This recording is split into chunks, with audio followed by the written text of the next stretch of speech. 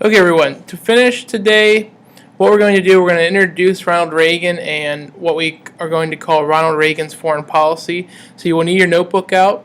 I know you probably have maybe about 5 minutes left. That'll be plenty of time to get these 2 slides of notes copied.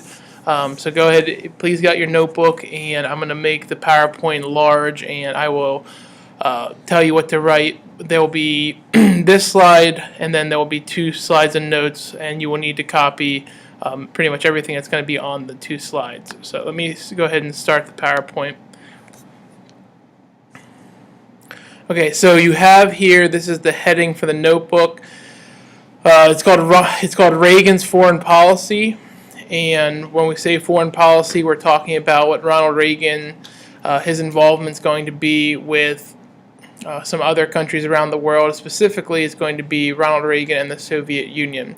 So what you see on this slide is a cartoon of someone's depiction of what Ronald Reagan looks like, but in his hand he's carrying a briefcase, and on the briefcase it's labeled diplomacy, and inside the briefcase he's carrying a very large ship. And in this case, this is a battleship, and that is exactly what Ronald Reagan's foreign policy is about. So to begin, so here's your heading here, which you need to have this copied, and we'll move on to the first slide. You do not need to copy the YouTube address. Now you need to copy the first bullet. Okay, now Ronald Reagan, when he comes to office in 1981. He's elected in 1980, so he does not actually take over until 1981.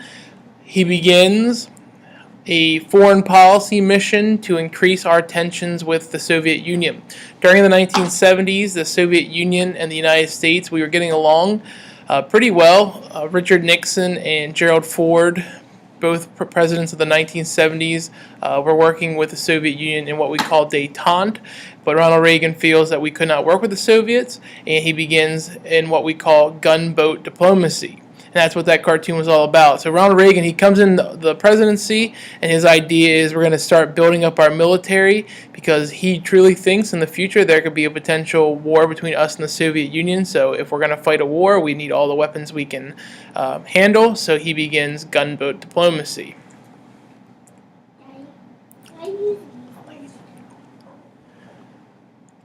Now, as he begins his presidency and he begins to build up the military, that leads to an increase in the amount of money that we're spending on the military. So the defense spending increases from $80 billion to $200 billion.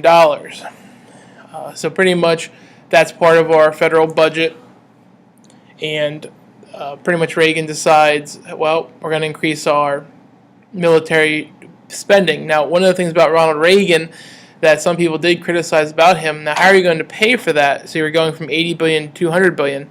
Ronald Reagan was a Republican, so one of the things that he did do as he became president, he did cut some of the social programs that were set up by previous presidents like JFK, LBJ, and some that were done by Jimmy Carter.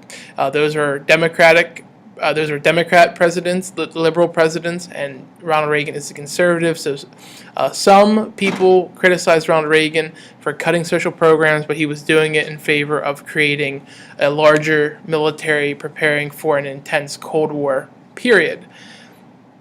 So as Reagan takes office, what we say is he begins to initiate a renewed arms race with the Soviet Union. He believes that the future is going to be between the Soviet Union, who's a superpower, and the United States, who is the other superpower, and it's between us two. And whatever country is going to have the biggest missiles, the best bombs, we will be the country that will end up becoming the dominant country in the world.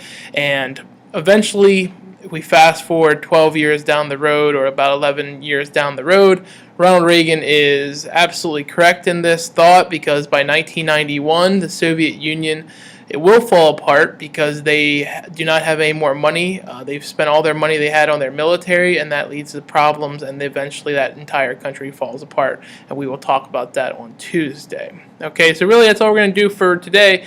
So hopefully you got through this. We're right around 5 minutes, so hopefully you're right around that getting ready to leave point. But it's called Gunboat Diplomacy. And we're going to do, there's one more slide tomorrow that we're going to copy down, and then the other stuff is going to be a notes handout. So I'll see you tomorrow on Tuesday when I come back. All right. Thank you. Bye-bye.